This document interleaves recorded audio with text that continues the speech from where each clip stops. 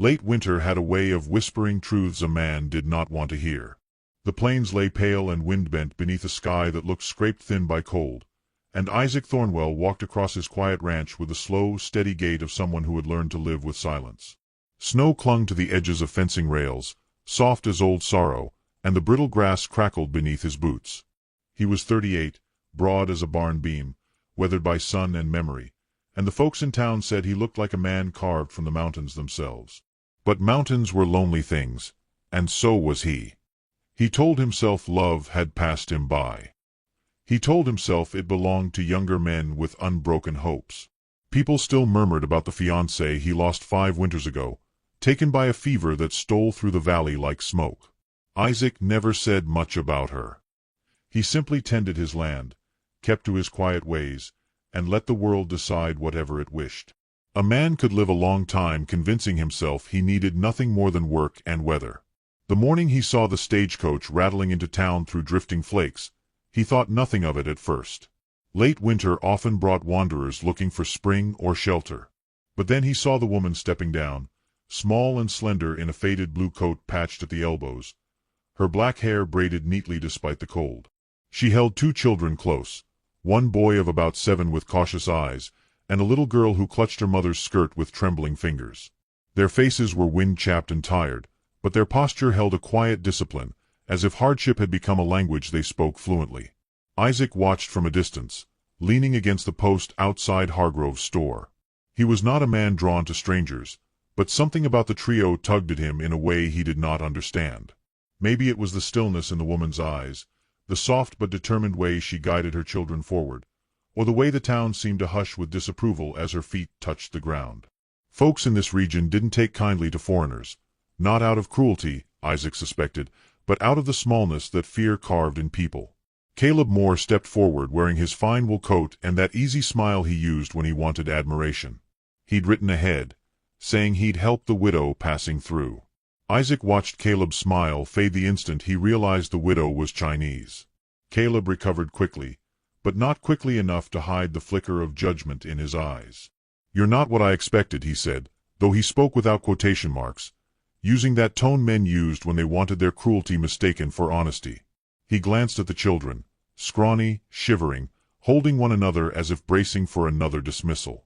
"I'm afraid I can't take responsibility for all this." The woman bowed her head in apology, though she owed him none. Her voice was soft, accented, but steady as she murmured her understanding. The boy's shoulders tightened, the little girl's chin wobbled. Caleb stepped back, adjusting his gloves as if the very air around her disturbed him. Isaac felt something shift inside him, not anger exactly, but an ache, deep and old, like the crack of distant ice. He didn't speak. He didn't move. He simply watched as the woman gathered her children and walked away, her steps slow but dignified, each footprint filling with drifting snow. The townspeople parted around her as though she were a cold wind they did not wish to touch. She looked so small against the endless prairie. Yet she moved with a grace that made Isaac think of lantern light inside a storm, fragile but stubborn enough to burn. He told himself it was none of his concern. A man lived longer, he believed, by minding his own grief and leaving the world to its own. But his eyes kept following her, tracing the hushed trail she left along the snowy road. He noticed how the children pressed close to her sides, not out of fear of her, but fear of losing the one person left who steadied them. Something in that sight made his breath snag. Winter deepened. Clouds thickened overhead, heavy as unspoken warnings. Isaac felt the coming storm in his bones, an old gift from years of tending cattle through harsh seasons. The wind tightened around him, sharper now, carrying a chill that whispered danger. The widow and her children were walking toward the outskirts of town, toward the long stretch of open field where snow swallowed sound. Isaac stepped forward instinctively, but his boots paused in the frost. He wasn't the kind of man who intervened. He wasn't the kind who took people in. The last time he'd opened his door to someone he loved, he had watched death steal her breath by lantern light. He rubbed a hand across his jaw, staring at the place where the woman's figure blurred into a veil of falling white. Maybe she had somewhere to go, someone waiting, some plan he couldn't see. Maybe this was not his burden to carry. He repeated these thoughts like a prayer carved from stubbornness. But the cold wind whispered otherwise. The sun dipped behind a wall of gray, leaving the land drowned in a strange half-light. Snow began to drift faster, swirling around Isaac's coat like restless ghosts. He should head home. He should shut his gate, tend his fire, and let the storm do what storms do. Instead, he found himself walking toward the edge of town, lantern swinging from his hand, the faint golden glow cutting a small path through the gathering storm. His steps were slow, but something in him had already crossed the distance before his body followed. He didn't call to her, didn't shout her name, he didn't know it yet. He simply walked, guided by an urgency he hadn't felt in years, something deeper than logic and older than fear. By the time he reached the last building, the widow and her children were gone from sight. The plains stretched out before him in a white blur. The storm thickened. Isaac felt the wind claw at his coat, urging him back. But he could not shake the image of the little girl's trembling hand gripping her mother's coat. He lifted the lantern higher, scanning the whitened fields, breath tightening as the world narrowed to snow and silence. Then he saw it, 3 silhouettes, faint and flickering in the storm's curtain. The woman stumbled. The children clung to her sides. And the wind swallowed them whole. Isaac stepped into the storm. And the storm closed behind him. The storm pressed against Isaac like a living thing, its breath cold enough to sting his eyes as he pushed forward with his lantern held high. Snow twisted in frantic spirals around him, stealing depth from the world until every direction looked the same. He followed the faint memory of where he had last seen them, trusting something deeper than sight, a pull he could neither name nor deny. His boots sank into the drifts, each step heavy, each breath burning in his chest. Still he moved. Winter had taken enough from him already. It would not take them too. A dim outline surfaced through the veil of white, the frail curve of a willow tree long stripped bare. Beneath it, huddled small against the wind, the widow sheltered her children with her own body, shivering but unbroken. Isaac's lantern glow washed over them like a quiet promise. The boy lifted his head first, wary but hopeful, and the girl clung to her mother as if she feared the light would disappear. The woman blinked against the snow, her expression somewhere between relief and disbelief, as though she had not expected the world to offer her even this small kindness. Isaac knelt beside them, the snow groaning under his weight. "You'll freeze out here," he murmured in a voice that barely rose above the storm. A simple truth. He offered his coat to the children without hesitation. The widow hesitated only a moment before she nodded once, graceful even in exhaustion, and helped her little ones into its warmth. The boy leaned instinctively toward Isaac's strength, while the girl buried her face inside the wool like a creature seeking shelter in a hollow tree. The wind snapped impatiently around them. Isaac didn't wait any longer.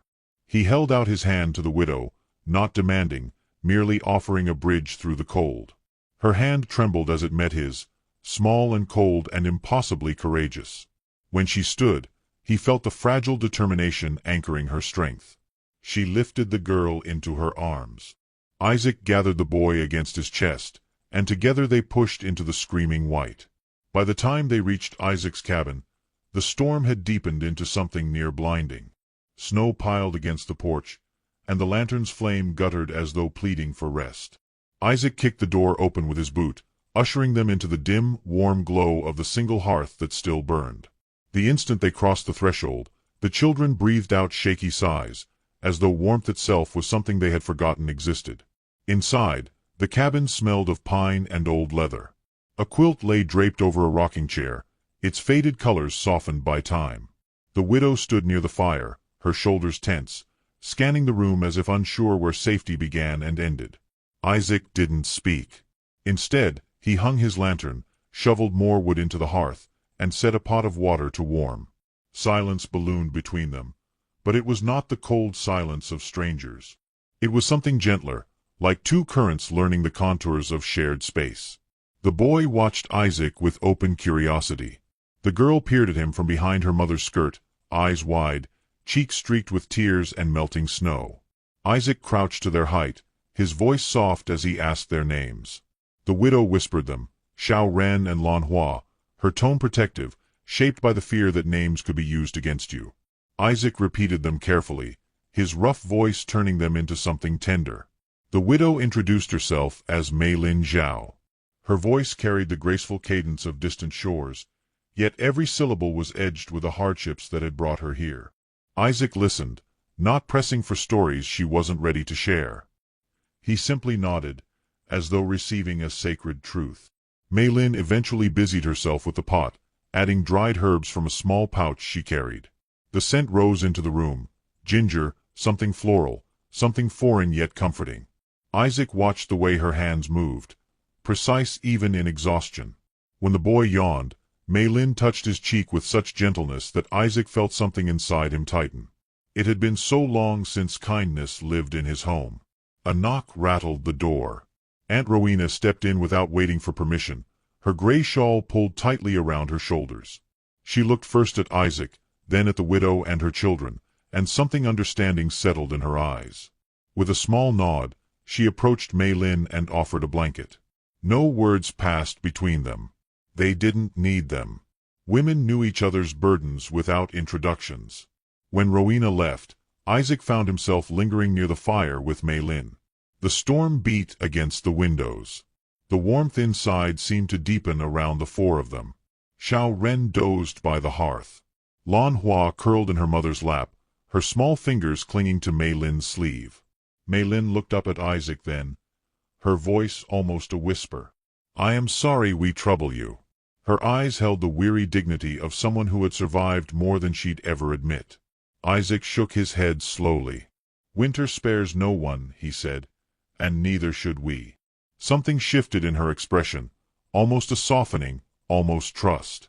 She bowed her head in gratitude, and Isaac felt a warmth in his chest that had nothing to do with the fire. As night deepened, Mei Lin laid her children on the quilt Isaac spread beside the hearth. Their breaths grew slow and even.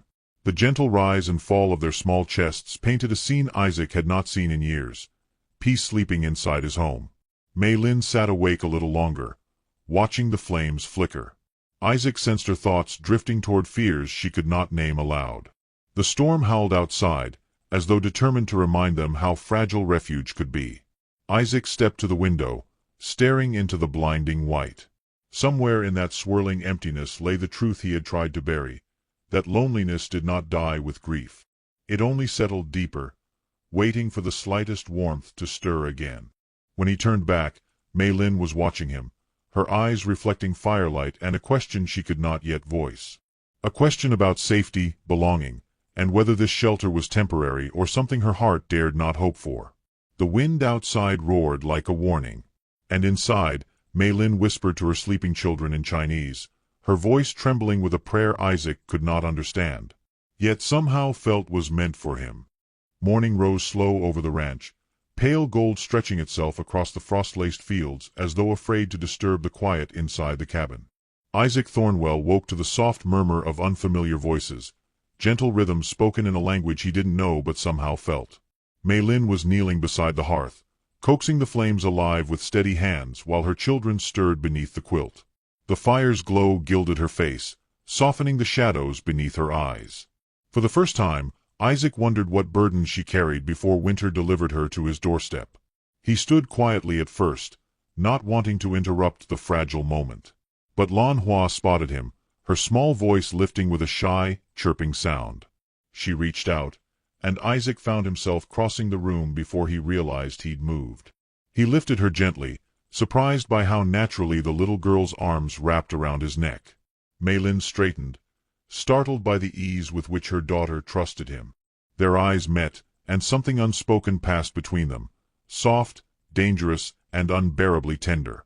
Breakfast was simple, shared in a silence that felt warm rather than strained. Xiao Ren watched Isaac closely, studying the way he held his spoon, the way his shoulders filled the space around him. Isaac felt the scrutiny and offered the boy a small smile.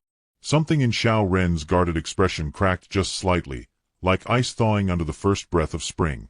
After the meal, Isaac stepped outside to repair a fence beam loosened by the storm. Xiao Ren followed without being asked. The boy stood at a careful distance, as if unsure whether he belonged.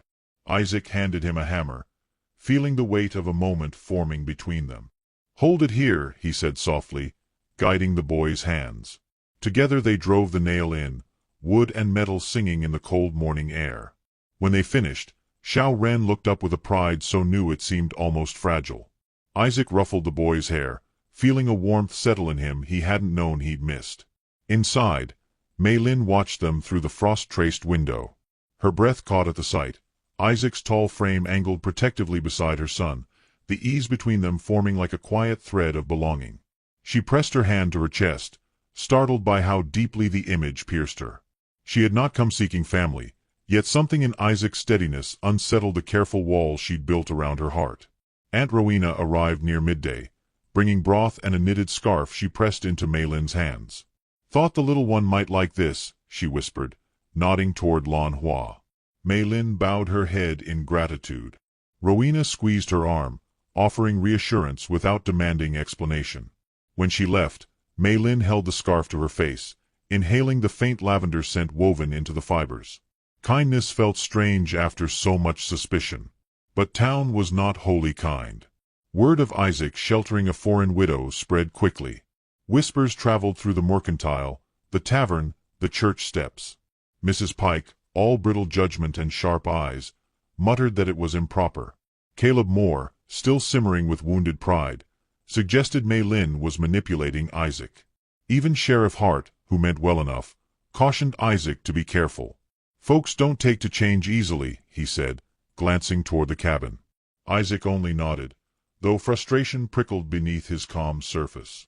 In the afternoon, Mei Lin ventured outside while the children played near the porch. She found Isaac in the barn mending a saddle strap. The quiet between them was different now, no longer cold, no longer uncertain. She approached slowly, her hands clasped nervously. "I will repay all this," she murmured. "I don't wish to burden you longer." Isaac paused, studying her with a gentleness that felt like a weight. "You're not a burden, Mei Lin. Winter comes for everyone. Shelter ain't charity, it's humanity." Her breath trembled. She lowered her gaze, the firelight casting shadows along her cheeks. "I have known more doors closed than opened," she said softly. "Sometimes it is safer not to hope." The words struck Isaac with unexpected force. He set the saddle aside and stepped closer, not touching her, but allowing his presence to speak.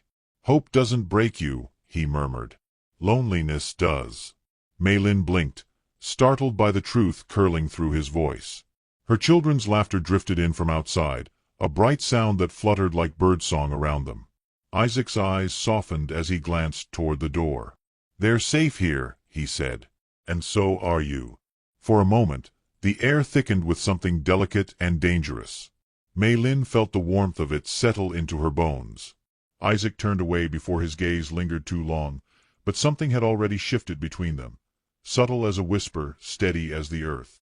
That night, as the fire crackled low, Xiao Ren fell asleep propped against Isaac's arm. Lan Hua curled near Mei Lin, her thumb resting in her mouth, her breathing soft and steady. Mei Lin looked at Isaac across the small room, candlelight flickering between them. Her voice was barely a breath as she spoke. "You are kind to my children. Many men look through them, never at them." Isaac swallowed, staring into the flames. "Kids need someone to stand for them," he said quietly. "No child should feel unwanted." The words tasted like confession. Mei Lin's heart twisted gently, understanding him more deeply than he'd expected. But peace proved brief. The following afternoon, Isaac and Mei Lin walked into town for supplies. Xiao Ren held Isaac's hand. Lan Hua clung to her mother's side. People stared openly. Mrs. Pike sniffed loudly. Caleb leaned against the post near the saloon, arms crossed, smirking. When Isaac passed, Caleb muttered just loud enough. "Didn't know you were collecting strays, Thornwell." Isaac halted. A storm rose behind his eyes. But Mei Lin's hand touched his sleeve, light, trembling, asking him silently not to fight. Isaac exhaled slowly, pulling his fury back into his bones. He ushered the children toward the mercantile without another glance. Inside, the air felt thick with judgment. Mei Lin stayed close, her shoulders tight, her breath shallow. Isaac reached for a sack of flour, but paused when he saw Lan Hua's small fingers gripping his coat, her eyes wide and uncertain. In that moment, Something inside him settled with startling clarity. He wasn't just offering them shelter. He was becoming something more. And as they stepped back into the cold air, Mei Lin noticed the change in his gaze, a promise forming quietly, fiercely, without a single word. A promise Caleb Moore would not let stand unchallenged. Snowmelt dripped from the cabin roof in thin silver threads, marking the slow surrender of winter. Days had grown longer, but the air still carried a bite, as if the season hesitated to release its hold. Isaac Thornwell felt that same hesitation inside himself, a quiet trembling beneath the surface of his calm. He had grown used to the sound of Xiao Ren's footsteps on the porch, to Lan Hua's soft humming as she braided pine needles into tiny crowns, to Mei Lin's presence drifting through his home like a lantern glow. Yet each day sharpened the question he tried not to face. How long would they stay, and what would happen when they finally left? Mei Lin, too, felt the tightening thread of impermanence. Though Isaac offered warmth without asking anything in return, she feared the burden she placed upon him. People talked. Judgments followed her like trailing shadows. And though Isaac said little, she sensed how deeply he felt every whisper. She could not let her children be the reason he lost peace in his own land. One late afternoon, as the sky blushed with a faint wash of rose, Mei Lin stepped outside to gather the children's washed clothes from a line. Her fingers trembled from more than cold. She had made a decision, one carved from fear and gratitude intertwining in her chest. Leaving would break something inside her, yet staying felt dangerous for all of them. Isaac found her folding shirts with a kind of quiet sadness that didn't belong to her hands. He noticed the packed burlap bag beside the porch before she could move it. His breath hitched. He stepped closer, his shadow falling across her like an embrace she had not agreed to. "You're leaving," he said softly. Not accusing, not pleading, only stating the truth he did not want to hold. Mei Lin kept her gaze on the cloth in her hands. "You have helped us more than anyone. But people blame you now. I hear it in town. I see it in their eyes. I cannot let your name be tied to the trouble we bring." Her voice wavered like thin ice beneath too much weight. Isaac knelt so he could look up into her downcast face. "Trouble," he murmured, "isn't what you think it is. Trouble is letting fear decide your life. Trouble is closing the door on people who need warmth. What you and your children bring," he paused, struggling to shape the words, "ain't trouble. It's life again." Her throat tightened. She shook her head gently. "You are kind. But kindness can cost a man dearly in a place like this. Caleb Moore, the others, they won't stop. And I cannot risk being the reason harm comes to you. My children must learn to walk with as little weight as possible." Isaac's eyes darkened with something fierce and aching. "They're children, Mei Lin. They ain't weight. They're hope." She inhaled sharply, the word striking her like an unexpected wound. No one had spoken of her children that way before. She lifted her gaze then, truly looking at him, seeing not just the giant rancher but the wounds he carried. Loss etched into the corners of his eyes, sorrow worn into the slope of his shoulders, kindness stitched into the spaces between his breaths. Before she could answer, the distant crunch of boots on snow cut through the fading light. Isaac stiffened. Mei Lin's heartbeat surged into her throat. Figures emerged along the path. Caleb Moore at the front, flanked by 3 ranch hands and Mrs. Pike standing behind them with a bundle clutched to her chest like a moral shield. Caleb approached with a smirk softened by false civility. "Evening, Thornwell. Heard there's still company under your roof. Thought we'd clear things up before spring brings new trouble." His gaze drifted to Mei Lin and the children, cold and dismissive. "Foreigners don't mix well here. Folks are getting restless. Wouldn't want misunderstandings turning ugly." Isaac rose slowly, towering over Caleb. The air around him shifted, thickening with a storm deeper than winter. "You need to leave," he said, voice low as distant thunder. Caleb scoffed. "I'm only trying to protect the town. There's talk you've grown attached. Not wise. Not proper." He stepped closer, lowering his voice with a venomous edge. "Men are starting to wonder what you're giving up to keep her here." Mei Lin flinched as though struck. Isaac's jaw tightened. His fists curled at his sides, but he did not move, not yet. Xiao Ren stepped behind his mother. Lan Hua clung to her skirt, trembling. Mrs. Pike raised her chin. This community was built on decency. If you care for your reputation, Mr. Thornwell, you'll send them on their way. Before things escalate. Isaac stared at them all, his breath steady, his silence gathering weight like dark clouds ready to break. Mei Lin touched his arm, urging him softly with her presence to remain calm, though fear quaked through her. She stepped forward, bowing slightly. "We will go. Please do not trouble him." Her words cracked something deep inside Isaac. He turned sharply toward her. "No. You don't bow to cruelty. Not here. Not ever." Caleb laughed under his breath. "Look at you, Thornwell. Playing hero to people who don't belong. You think you can change what the town believes? You think you can shelter her forever?" The insult lingered in the air, brittle and loud. Isaac stepped forward, the earth seeming to tremble beneath his boots. Caleb's smirk faltered. Isaac's voice dropped into something colder than the winter he'd braved. "If you take one more step toward them, Caleb, you'll learn what it means to stand on the wrong side of a man who's got something worth protecting." The wind stilled. The world tightened. Caleb's mouth curled in a taunting grin, but uncertainty flickered behind his eyes. He glanced at Mei Lin, at her children, then back at Isaac. "Then maybe you should show us," he hissed. And he reached out, toward Xiao Ren. Mei Lin gasped. Isaac moved so fast the lantern light shuddered, and the space between them collapsed into a single breath as winter itself seemed to hold still, waiting to see what kind of man Isaac Thornwell would become. Caleb's fingers had barely brushed the sleeve of Xiao Ren's coat when Isaac's hand closed around his wrist, stopping him with a force that felt carved from bedrock. The world narrowed to the space between them, to the breathless silence that followed, to the faint gasp Mei Lin smothered behind trembling fingers. Snowmelt dripped from the porch in slow, rhythmic beats, like the ticking of a clock counting down to something irreversible. Caleb's bravado faltered beneath Isaac's grip, but pride kept his jaw from trembling. "Let go," he hissed, though his voice cracked. "You're making a mistake." Isaac released his wrist, but not his gaze. The anger in his eyes was not wild or reckless. It was the steady, controlled fury of a man who had endured grief long enough to know exactly what was worth fighting for. "The boy stays where he is," Isaac said softly, though the softness trembled like distant thunder. Caleb stepped back, cradling his wrist as if wounded not by pain but humiliation. "This isn't over, Thornwell," he spat. "Folks will talk. Folks will judge. You can't save them from all of it." Isaac stepped forward, towering above him with a stillness that made the other ranch hands shift uneasily. "I ain't trying to save them from everyone," he murmured. "Just from you."